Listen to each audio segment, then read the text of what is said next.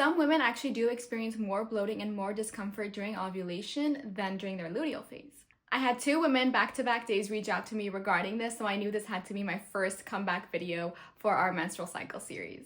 Welcome back to Flow with Atashi. My name is Nuna Aslanian and I'm the founder of Atashi. I know it's been a minute, but we are so back. I was going through some moves and some personal life changes, but we are absolutely back with our menstrual cycle phases Girl Talk edition. For today's episode, I want to talk about everyone's favorite subject, ovulation. As we've talked about in this channel before, ovulation is usually a time where you feel amazing about yourself. Your testosterone is high, your estrogen is high, and those 2 hormones being at their highest gives you your most confident days. But that isn't the case for every single woman. Some of us don't actually feel that ovulation confidence that we talk about, so let's understand why that's happening. All right, let's get into it. During ovulation, you have 2 hormones that are at their peak. LH, which stands for luteinizing hormone, and estrogen. Whenever there's any big hormonal changes in your cycle, it is possible to experience more water retention in your belly, which leads to bloating. LH, if you don't remember, is a hormone that triggers ovulation by causing your ovary to release an egg. So when this hormone is rising, it is possible to face the bloating and the discomfort that you get during ovulation.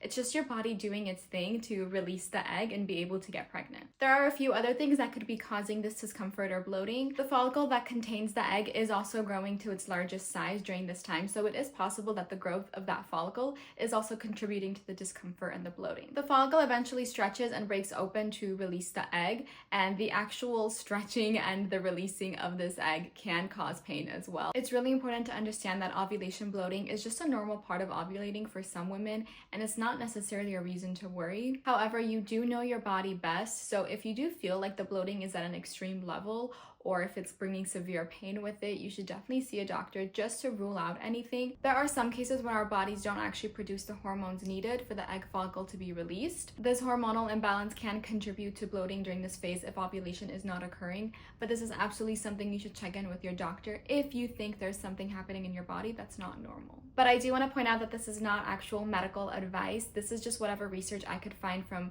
the work that I do. This is just our little girl talk session where we could share what we're learning or share what we're experiencing during our cycle. But if you do believe that there might be something wrong, you should absolutely check with a medical professional. I'm just here to remind you that ovulation bloating can very much be normal, and a lot of women actually do face it as well.